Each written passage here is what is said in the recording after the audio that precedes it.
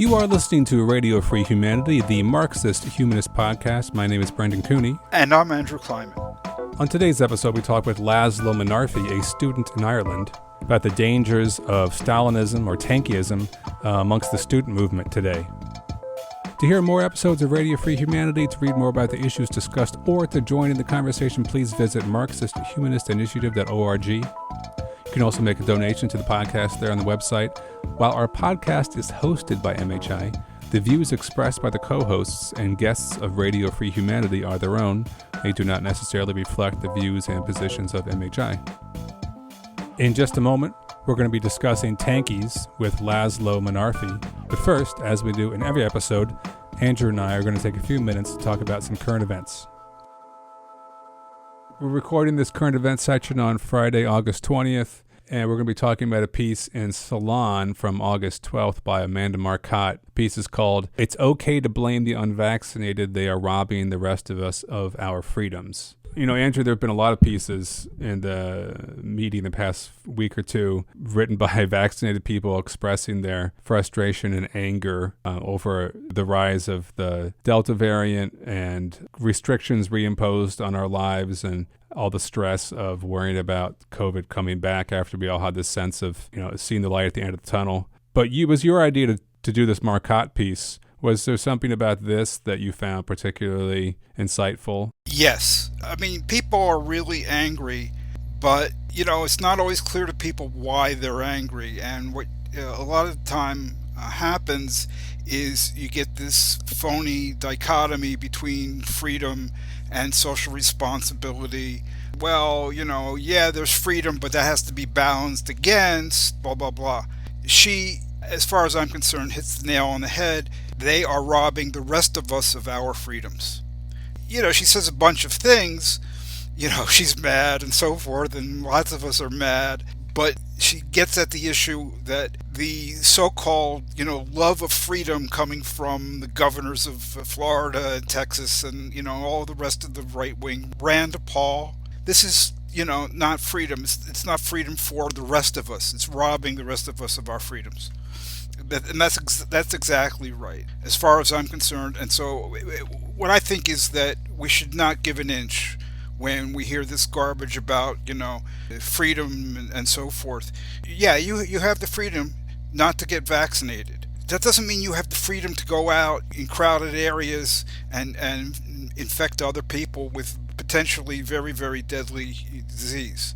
That's robbing the rest of us of our freedom. Even if we don't get it, we're deathly afraid all the time. And yeah, well, I mean, and it's like a concept of freedom that is so deprived of any real content. It's just like the freedom to be as pathologically reckless and dangerous without any consequences, which I don't think is a notion of freedom that withstands much serious scrutiny. We shouldn't be surprised. I mean, the fascist right and the authoritarian right in this country have been developing this very abstract and reckless concept of freedom for a while. I mean, this is sort of the same notion behind gun rights in our country. While the rest of us are like scared shitless about gun violence, you have these crazy Republicans talking about, where the people are taking away their freedom to buy unlimited amounts of automatic weapons, or the freedom of crazy people to own limitless stores of weapons, while the rest of us have to worry all the time about mass shootings and street violence. Yeah, that's absolutely right. And Marcotte's column reminded me of something that Marx wrote. It was published on his 24th birthday. I think it adds a little to the discussion because it goes to the issue of people talking about freedom and, in a sense, yeah, they're for freedom. They're for their own freedom. And this is the issue that Marx got at. He wrote an essay, or several essays actually, on the freedom of the press. This was in 1842. He wrote, "Freedom is so much the essence of man that even its opponents implement it, while combating its reality.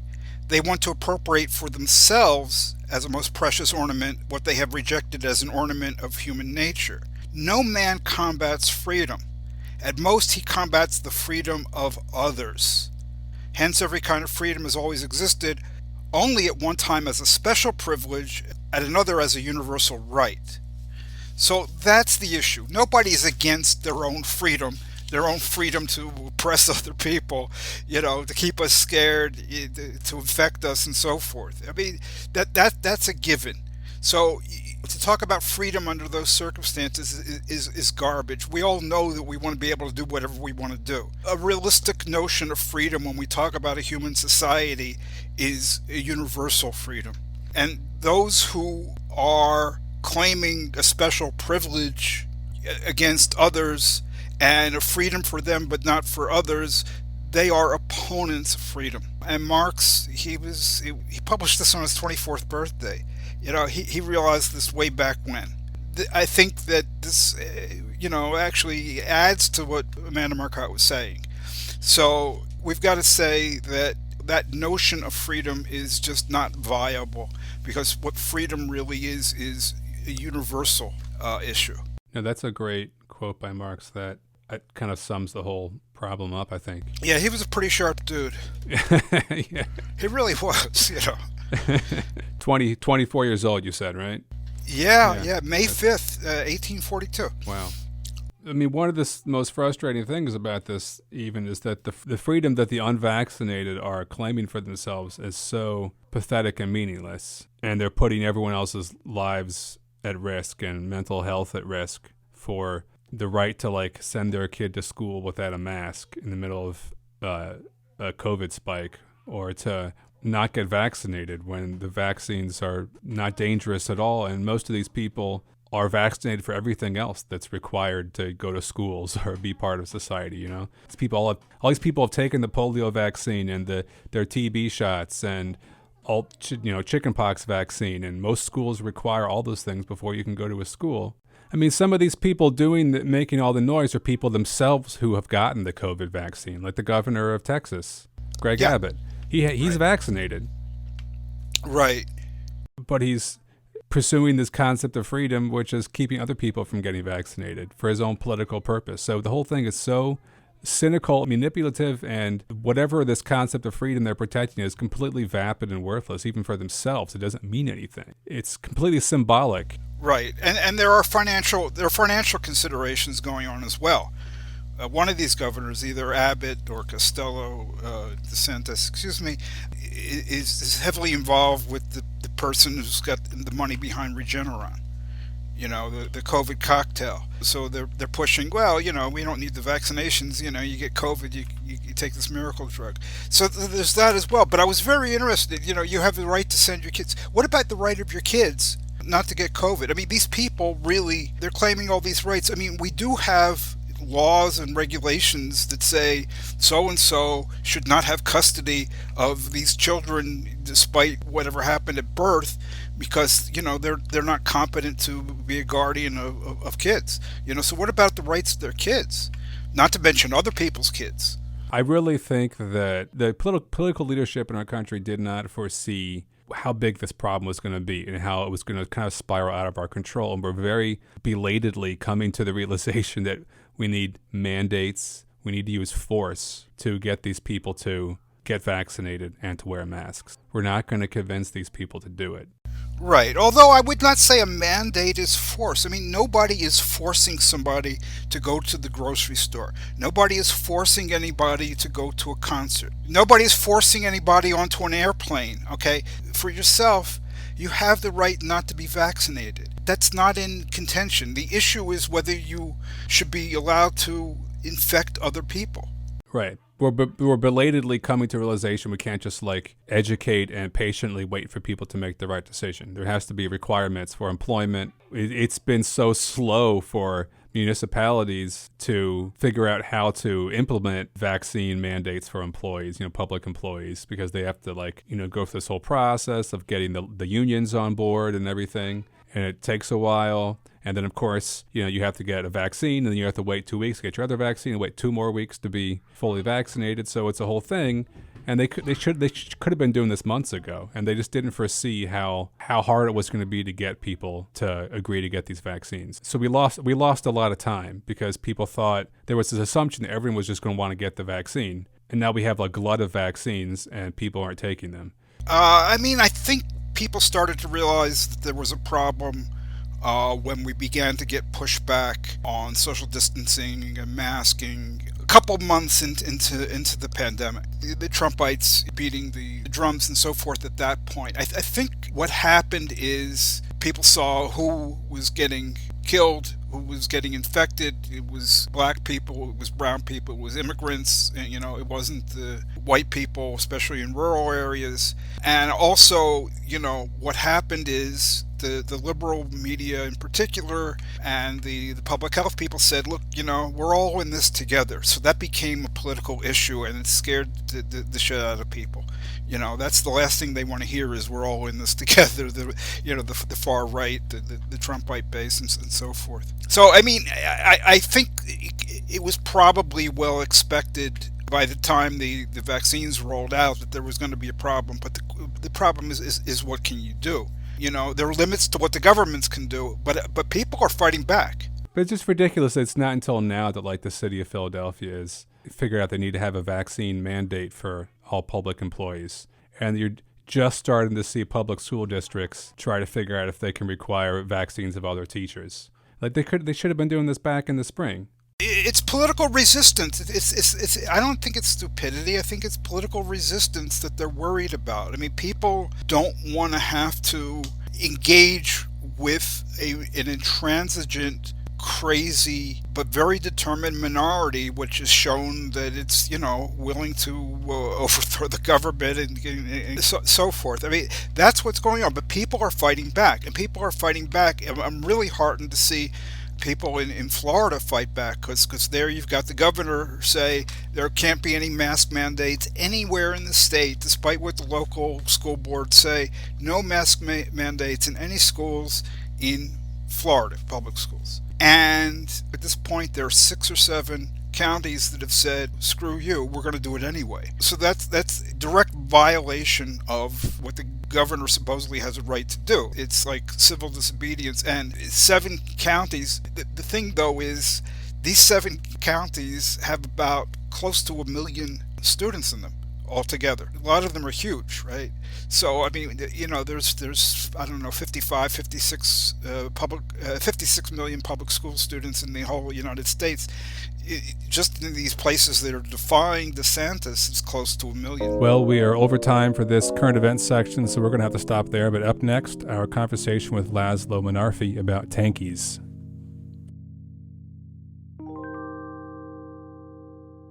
On today's Radio Free Humanity, we welcome László Molnárfi to talk about the menace of Tankieism or neo-Stalinism today, especially in the youth movement and in Irish politics.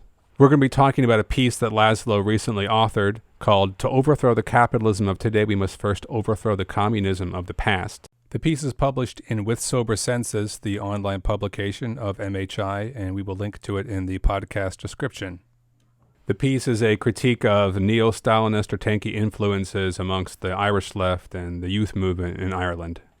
László is a student at the Trinity College of Dublin, where he studies poli-sci, philosophy, sociology, and economics, and he's involved in the student movement there.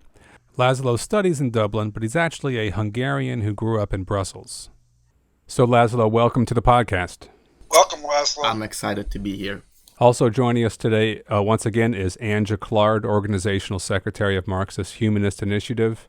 No stranger to the podcast. Anne has been on our podcast as a contributor many times before and has contributed a lot to tracking and discussing the rise of tankieism amongst the youth today. Hi, everybody. László, your article is about the situation in the left today. And you call on revolutionaries to repudiate a wave of tankie or Stalinist thought that dominates certain leftist circles. You say that this is a wave of tankieism that's worrying and that it's becoming more intense.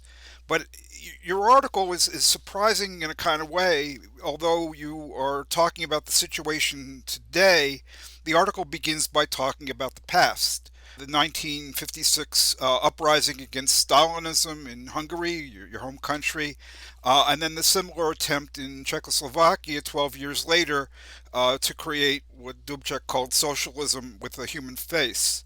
Both the revolts were crushed by Russian tanks, which is the origin of the name Tankieism. So I'm just wondering, why did you decide to begin an article that's about the situation today by returning to the past?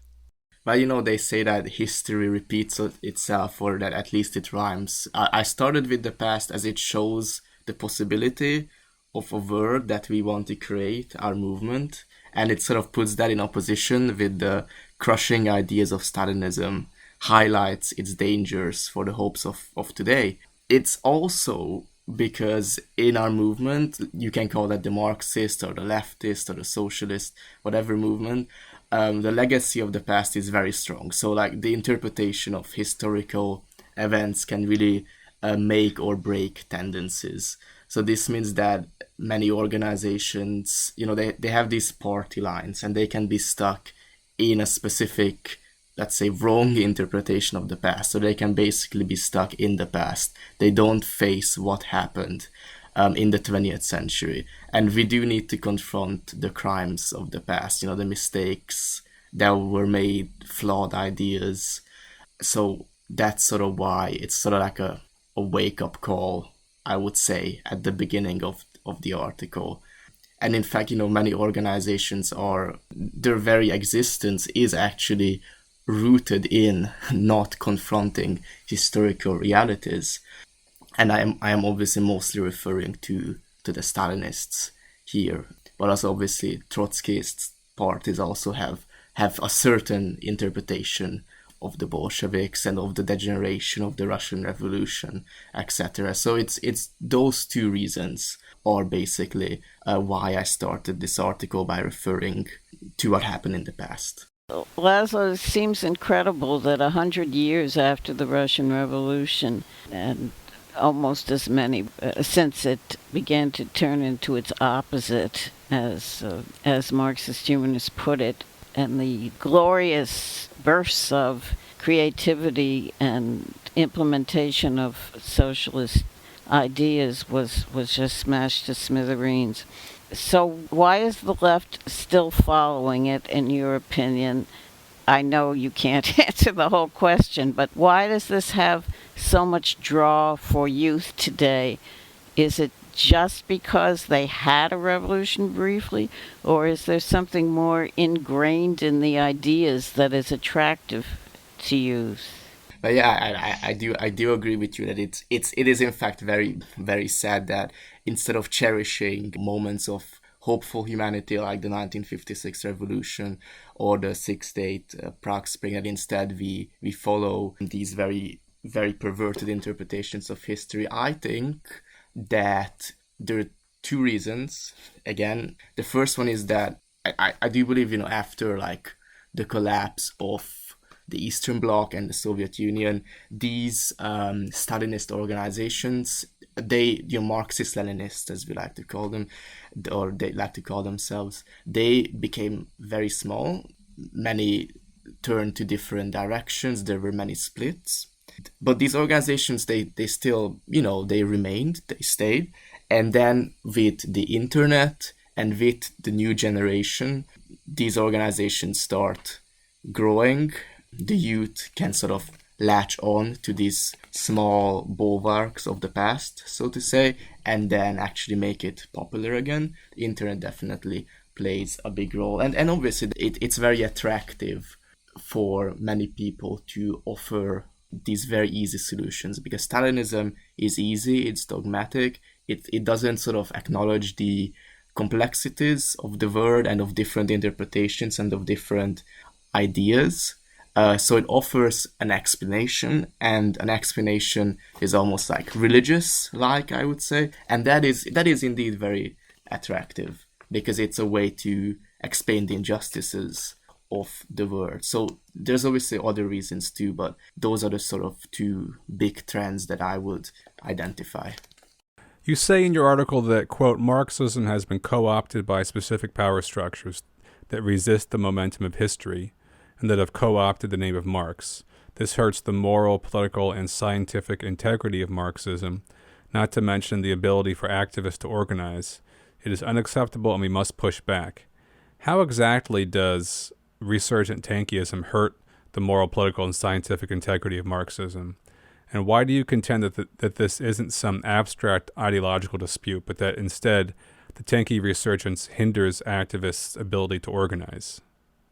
The first part of your question is I listed these three things: the moral, political, and scientific integrity of Marxism.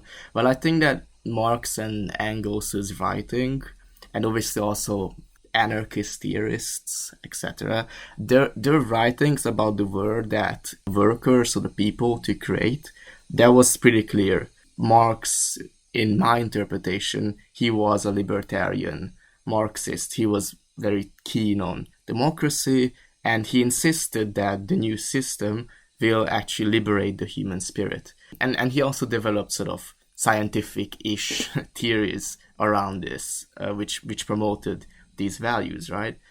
The reason why Stalinism and these sort of authoritarian strains of Marxism, the sort of perversions of Marxism, the reason why they hurt this integrity is because they disregard all these goals. I mean, Stalinists sort of, or Marxist-Leninists sort of view socialism as an end in itself in a very utilitarian way without really having regards for democracy, human life, the spirit of liberation, because they, rather than seeing it as just a means to liberate humanity, they see it as I said, as an end in itself. And, even Leninism is a stretch, from what real Marxism is, to vanguard theory, etc. But the second question, why this isn't just some abstract ideological dispute, I can only speak from experience that other people have told me. So, for example, activists who are involved in the struggle against China, or activists who are for the independence of Taiwan or Hong Kong, or try to raise awareness about the Uyghur genocide, they are being attacked in online and offline spaces because China is sort of, in Stalinist culture, it's a thing to be praised in tankie culture. I know someone who's actually a Chinese exile or a Chinese dissident, so he's on government watch lists.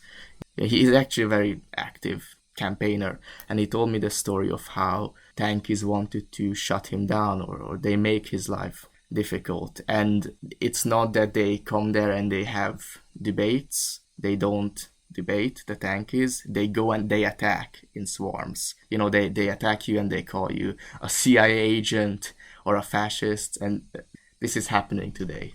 Wow. Which is an issue. Wow. It also obviously hinders the ability for libertarian Marxists and anarchist organizations to actually, assert themselves and organize. I mean, let's say if we had a person who was a Marxist-Humanist at Trinity, let's say, and they wanted to set up an organization, the problem that they would face is that the tankies are very, very insistent on calling themselves actual Marxists, quote unquote, and grounded in what they call, quote unquote, science, right? So they insist on the name of Marx, of Marxism. So they appropriate these terms. And obviously other organizations, you would come in and you'd see that what students see is that there's already a Marxist organization, and you wouldn't be really likely to call yourself Marxist because there is already competition for that specific phrase, right? So this does mean a co-optation of Marxism, and it does mean that it's a very shameful tarnishing of the life's work of many socialist thinkers. You're talking about it's like practical difficulty of like organizing when there are these people with very reactionary ideas in the movement, right? But you're also saying that you're destroying like the scientific integrity of Marxism, which I think is an important point because, Marxism isn't just like a philosophy of how to organize and build cadre and win revolutions, right? It's a philosophy of liberation, like you said, and a whole body of work trying to understand the nature of the capitalist mode of production and the world we live in, right? So when you read Marx, you see someone like seriously grappling with all the intellectual currents of his time and all of the sort of empirical data of the society that he's living in and trying to make sense of it and making sure in a very scholarly way, making sure that what he is writing is really accurate and academically sound.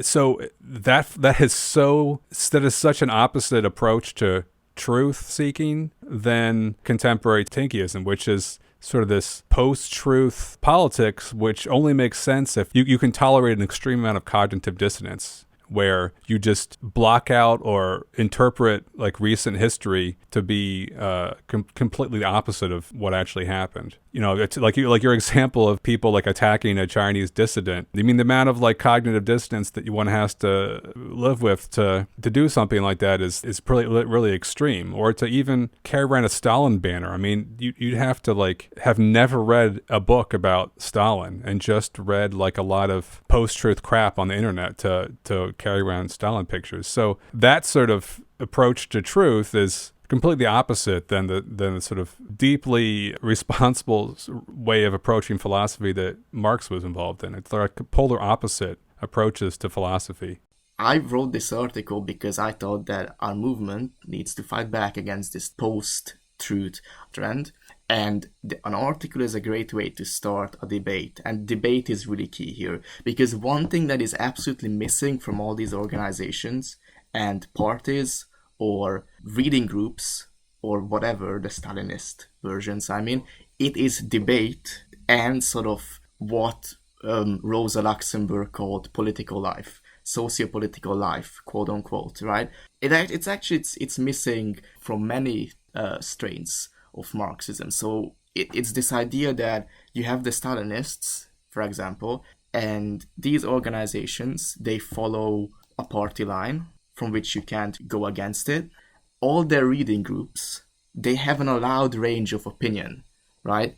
You know, if you say that you don't like vanguard theory or that you think Trotsky was right in his theory of permanent revolution or whatever, you will be rebuked by the chair of the reading group. So that sort of makes the whole movement, it makes them sort of dead and lifeless, which is what you call post-truth. So it's not really about arguments anymore. It sort of dissolves into this idea that we follow dogmatically certain interpretations. So the reason I wrote this article is because I think we need to restore and catalyze debate rather than being stuck in the past. In this way, in an organization, there should be place for fun, exploration, experimentation, debate in terms of determining how to build socialism for the 21st century. What I would like to see, you know, it's not like idolizing figures like Stalin at all, but even I don't want to see people idolizing figures like Lenin or Trotsky.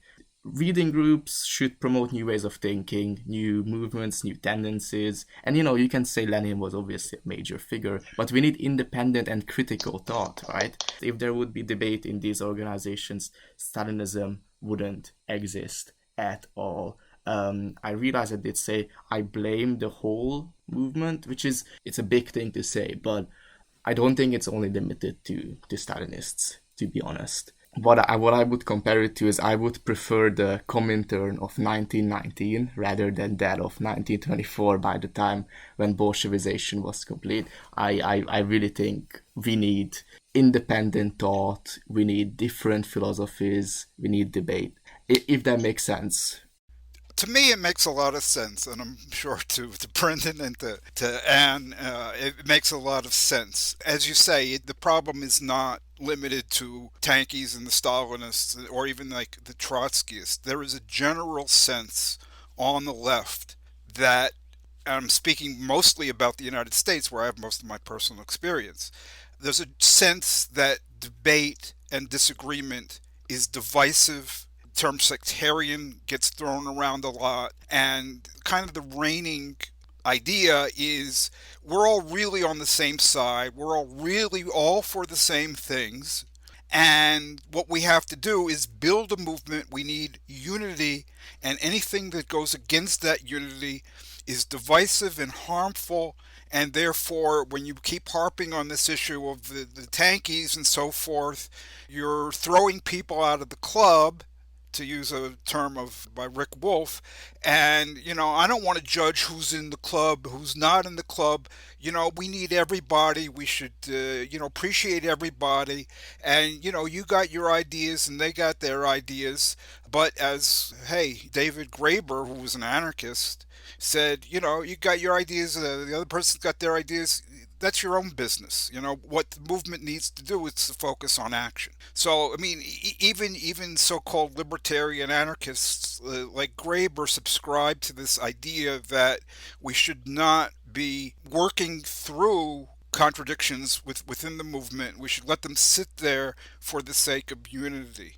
I mean, my own view is that kind of unity is very superficial and it breaks down, at the first moment of real conflict. But we're dealing with a very, very big problem there. Have you experienced this kind of pushback when you talk about ideas and debate and so forth? Oh yeah, definitely. Even when you would speak with a leftist about the tankie issue, they internally they condemn it, but nobody would be actually willing to stand up and start publicly fighting against Stalinism. My question was, did you also ask me about whether I experienced a general aversion to debate? Because I also experienced that. I went to a few Trotskyist reading groups, which, they did, it's a good reading group, and I had fun, and I met many people there involved in the movement. But they would ask, when did and how did the Russian Revolution degenerate? And you would say, well, by 1921, which is in my opinion, probably the working class had lost almost all of its political power. But then the reading group, which was initiated by a certain tendency, one of the big tendencies that has branches in many places, they would have representatives there who would actually say, well, actually, I think it was only when Stalin came to power much later. So the purpose of the reading group wasn't to read and debate, but it was to actually recruit people to follow a certain party line.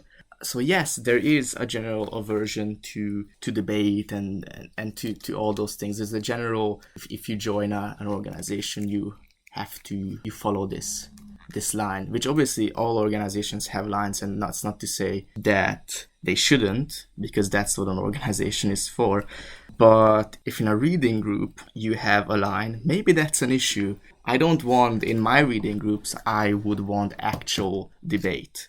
László, when we first spoke to you a couple months ago, you told us you were quite shocked when you got to Dublin at the political tenor of the university, that there were so many tankies around. You were not expecting the old Marxist quote unquote to be tankies. I wonder if your experiences or your knowledge of Belgium or Hungary, for that matter, and the rest of Europe, you found these same or heard about the same tendencies towards tankiism. Yeah, in Belgium there is, in the UK, in the US. But I didn't see it in the UK or the US. But for example, I know even if you speak to a person, a friend of mine, who isn't that politically active, even he in Belgium, who studies in Belgium, even he knows this archetype of this 20-year-old student who comes up to you and he has a hammer and sickle badge and he starts praising Stalin. Even he knows that archetype. So the fact that he knows, and he might think, he doesn't because obviously I've spoken to him, but that he might think that that's Marxism, that is a problem. The fact that if you speak to students, some of them will have had, even non-politically active students, will have had experience with Stalinists, and they were obviously shocked. Or, they thought it was hilarious that Stalinists exist. You've talked about the general post-truth tankie aesthetic that inspired you to write this article, but were there any specific events or behaviors that were the instigators for wanting to write this article? But here's the things that sort of shocked me. Well, someone argued that the 1956 revolution was a fascist CIA coup, straight up like that. So no nuance. And that is obviously a blatant denial of academic consensus. It's, obviously academics, some of them have a liberal bias, but it is absolutely anti-truth to claim that the 1956 revolution in Hungary was anything more than an uprising against the Stalinist rule. Someone said the kulaks deserved worse.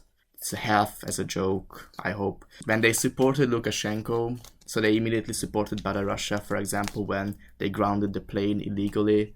They clearly have no support for liberal rights like freedom of speech or right to a fair trial. You know, they're liberal human rights. They're very important, except the right to private property.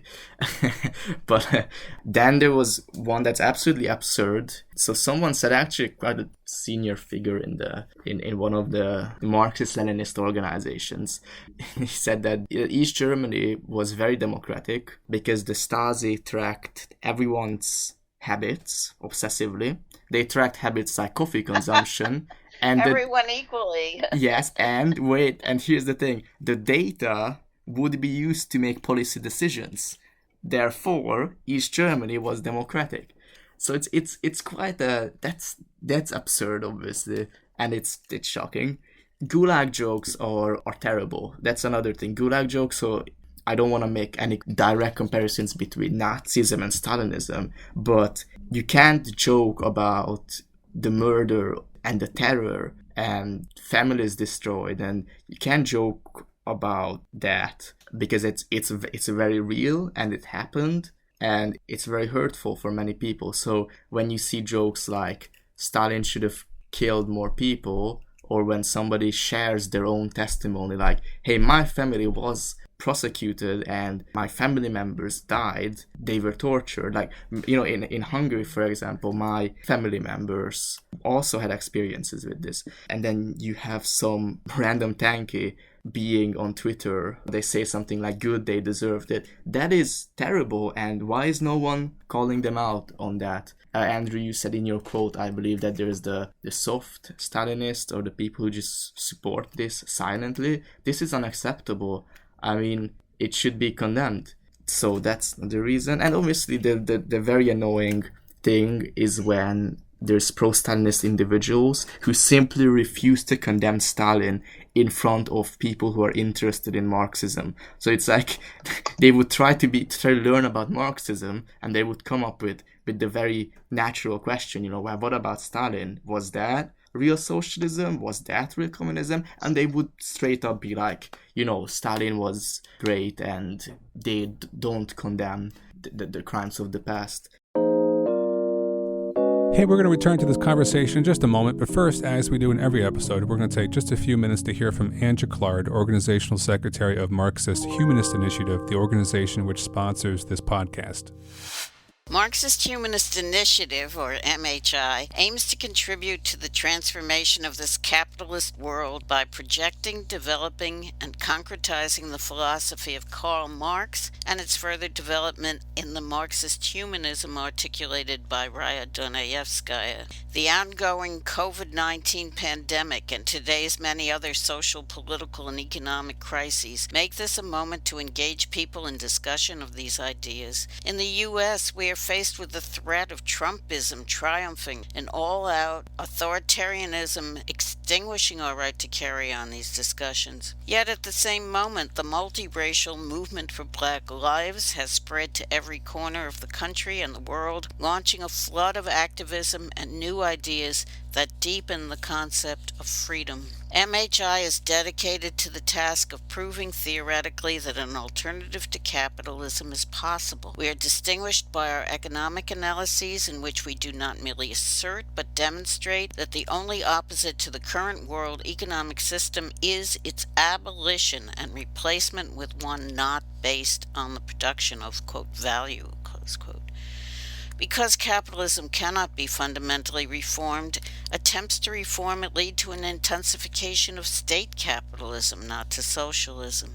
We are not a political party, nor are we trying to lead the masses who will form their own organization and whose emancipation must be their own act. But we have seen that spontaneous actions alone are insufficient to usher in a new society. We seek a new unity of philosophy and organization in which mass movements striving for freedom lay hold of Marxist philosophy of revolution and recreate society on its basis. Our ideas and actions, as well as our structure and rules, are guided by the interests of working people and freedom movements of people of color, LGBTQ people, other minorities, women, youth, and all those around the world who are struggling for self-determination in order to freely develop their own human natures. We have no interests separate and apart from theirs. To this end, we open our website to the widest possible dialogue with people around the world. We intend to practice as well as espouse a two-way road between our organization and people outside it, as essential to developing a single dialectic in the relationship of theory to practice, and as the way to assure the survival of Marxist humanism. Please join us. Well, going back to your discussion about different reading groups you've been involved in, what exactly do tankies read?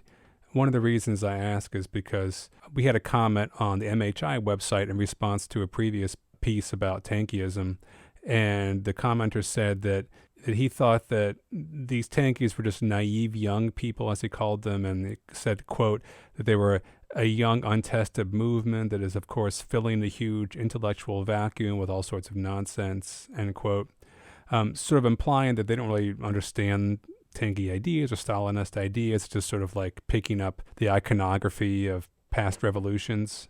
I disagree. They actually do read.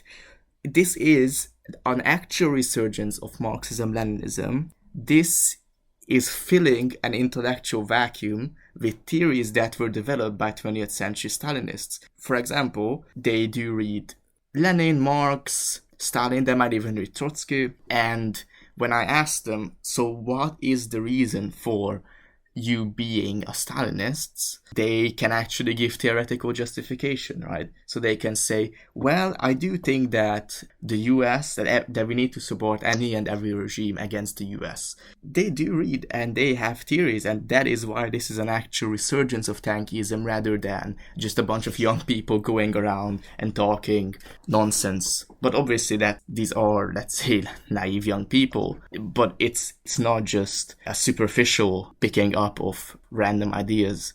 It is an actual resurgence.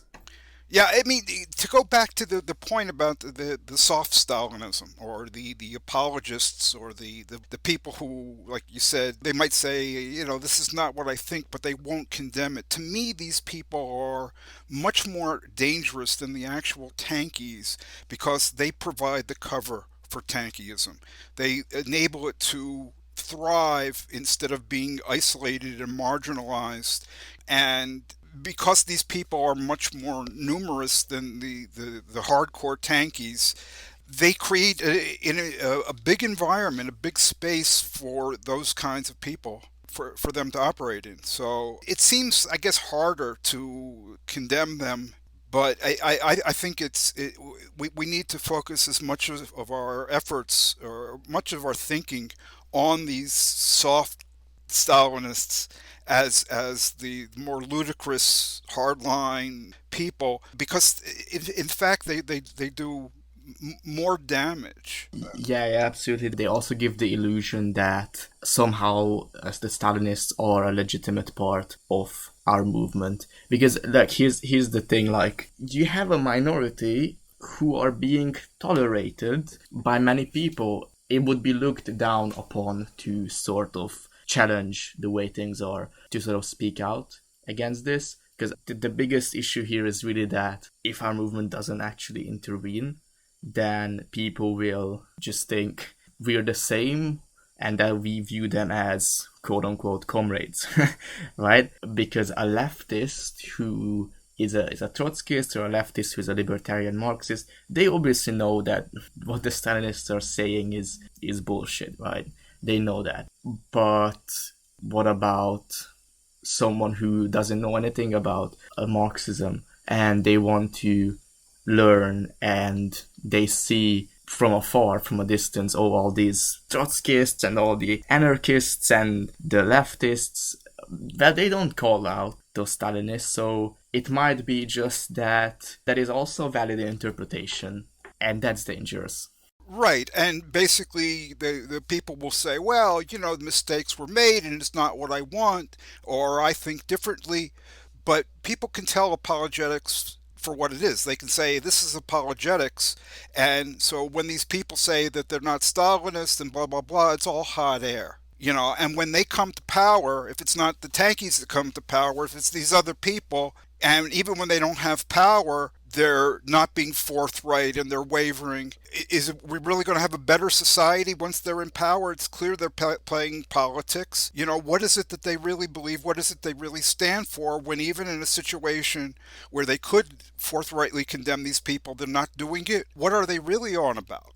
Yeah, absolutely. And this is why I went online and I did some research and I found you guys. I found the Marxist-Humanist initiative. That's why I contacted you, because when you were really out there, publicly, you're inviting these ex-tankies and engaging with the issue. And not only that, I believe it's also important it's not just you condemn it, but also propose an alternative. So if, let's say, a libertarian Marxist would confront a Stalinist and say, actually, that those are lies and here is an alternative, that is how the sort of growth of our movement will work. And well, you guys are obviously proposing Marxist humanism, and that is also why I obviously decided to include the discussion of Marxist humanism in the article, because I believe it's important to show that not everybody thinks like Stalinists, and that there is an alternative which actually seeks to center humanity at the core of Marxism, as opposed to with Stalinism, which completely disregards it. László, you've been referring to the movement. I assume you mean the student movement at your university, because you've been saying our movement. And I assume that you mean by that the activists. I know you've been very active in agitating for student housing and such. But if we call activism the movement, then we are excluding ideas and the very type of debate that you're trying to get going that would possibly defeat the tankies. And it seems to me it's not only dangerous because if the tankies took over after the revolution, they'd kill all of us, but it's very harmful to the movement right now in disorienting people, justifying authoritarianism and lack of democracy within our own organizations, and particularly in turning people off, because anybody in their right mind who's done the least bit of research is not going to be attracted to someone who's cheering for Stalin and wishing him happy birthday and all that. But the other thing is, you say that when you researched the internet looking for some other kind of Marxist than Tankieism, you found Marxist-Humanist initiative, and we're very glad you did. But there are a lot of other people who are also different from the tankies. You've mentioned in your article quite a bit about some certain anarchists, anarcho-syndicalists, etc. So I wondered why you quoted two Marxist humanists, Andrew and me, in your article, and what in particular was your reason for discussing Marxist humanism in it. With the movement, I do indeed refer to the, let's say, the socio-cultural space of Trinity, where you have the students who are activists and politically active, and sometimes that's the same as, before I referred to the movement as the communist movement. And here there is definitely times when the activists are leftists, obviously. So there's nuance there. So it refers to many things. And it is, as you said, it's very, very important to not lose sight of the bigger picture. So this is just me basically being like, liberalism doesn't work, the sort of liberal activism, because I believe that we need to have proper frameworks that analyze the neoliberal system and capitalism in order to construct a movement that can actually make change. So it's very important for our movement, as I like to call it. It is in fact very important to have theories like proper Marxism, proper leftism, or anarchism, or whatever that might be.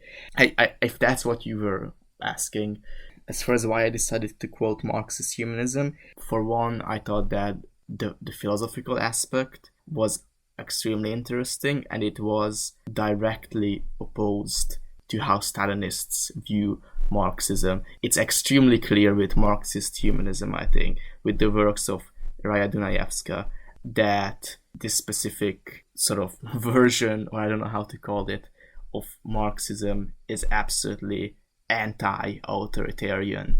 And whereas other, I could have quoted obviously like some libertarian Marxists from Lipcom, or I could have quoted some anarchists, but you were the ones who were actually proactively going out there and saying that Stalinism is an issue and we need to reject it. And I really like this idea where you want to build a system that's most fitted for the human liberation of the human spirit, that doesn't just view people, as I said, building blocks towards some abstract utilitarian goal. So I felt like if I include this, I will definitely suggest or show that there are alternatives to the people who are reading my article. These Stalinists, if and when they get power, maybe before, they're going to kill us. They're going to put us in, the gulag. They're going to do everything to us. They're not good people.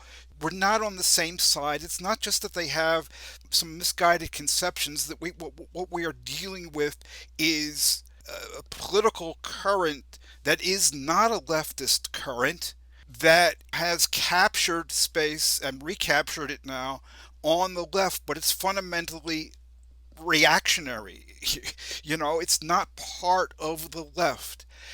How do we get people who are not Stalinists to think differently about this phenomenon and see that there's like this alien tendency, alien current that's not part of the left, that's within it, instead of thinking that there's like Stalinism is part of the left? How do we break through on this issue? To start a debate, that is very important. I also believe that non-Stalinists and just the movement in general needs to be much more open to debate. We need to come to terms with where we are. And somehow I think we, as I refer to leftists now, we need to realize the damage that is being done to the movement. So maybe the leftists don't know how big of an issue this is. They also maybe don't see it as a big danger because it's so far away. The revolution seems so far away. And maybe leftists also think that they can be comrades for now because the situation might look a bit hopeless. But we need to realize that this is an issue, and this can only be done through starting a debate, exposing the problems with Stalinism, in our organizations.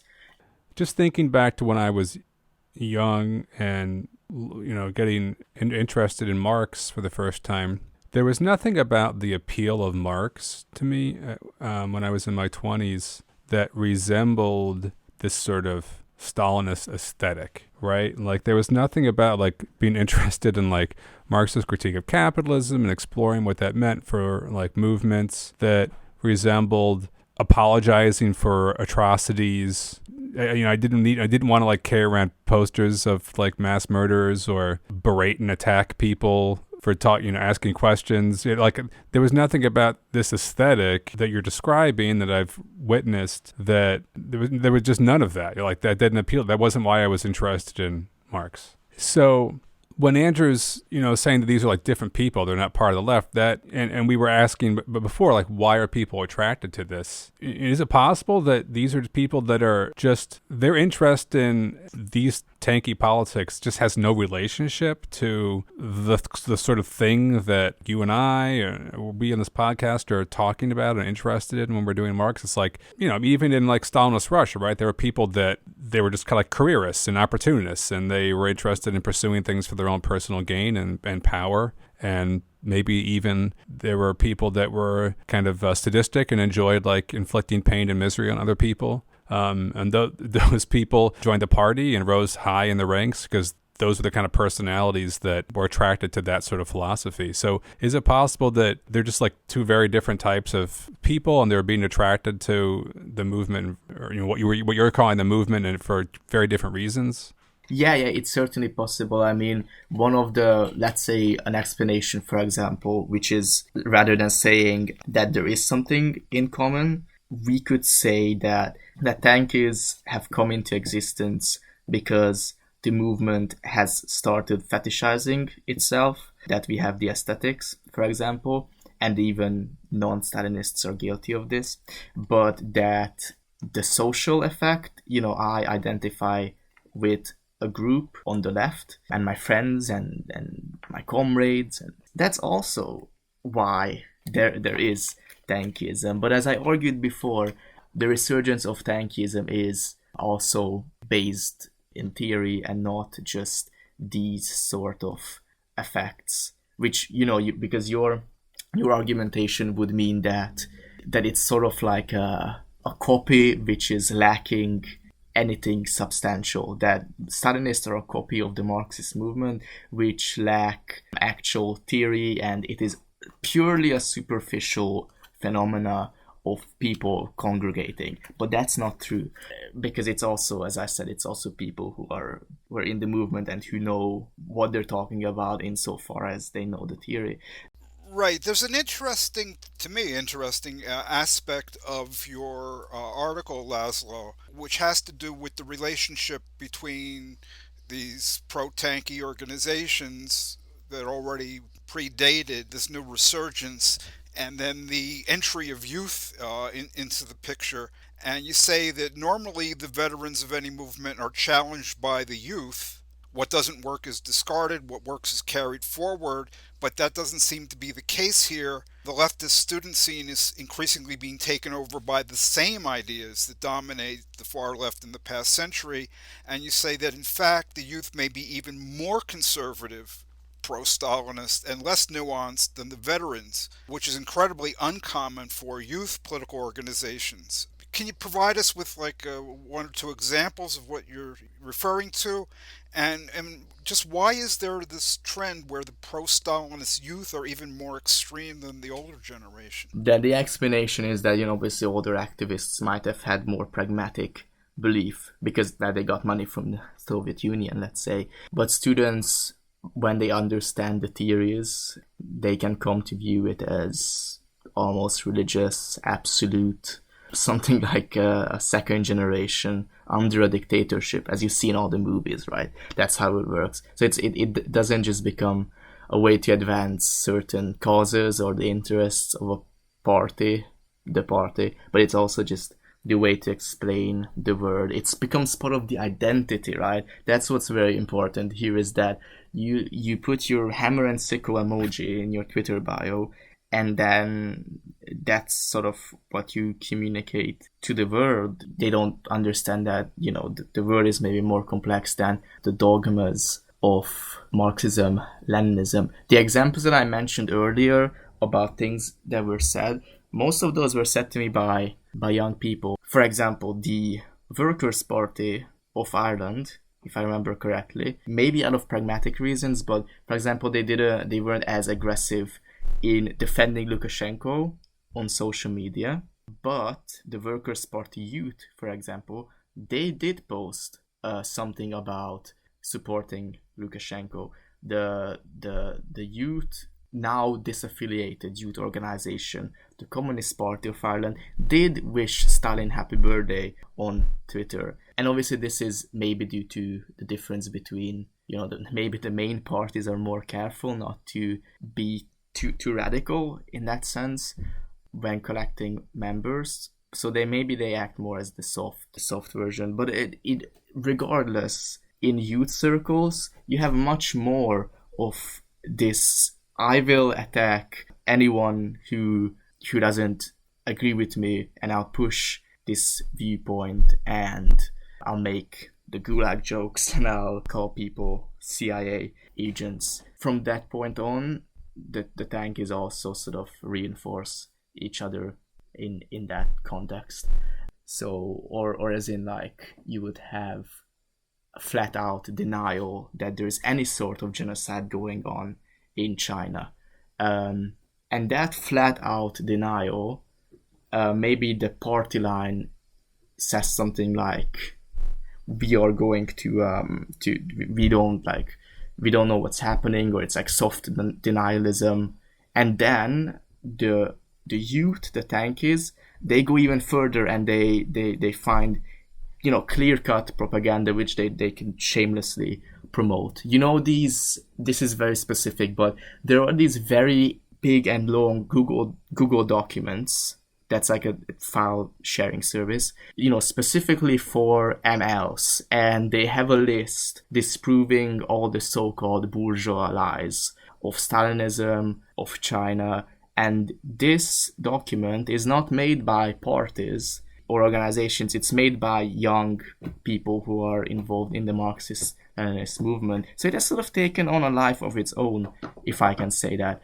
And where there is even more very clear belief in the lies and perversions of Marxism-Leninism. Well, László, thank you so much for being on the podcast today. I think this will make for a good episode. Yes, thank you, László. Thank you for having me. Hey, that's all the time we have for this episode of Radio Free Humanity. If you like the podcast, please do stop by Marxist-Humanist-Initiative.org to listen to other episodes and to read more about these issues and others. As always, if you like the podcast, we encourage you to write to us, to comment and rate the podcast on the various podcast services, and of course to share with all your friends and enemies.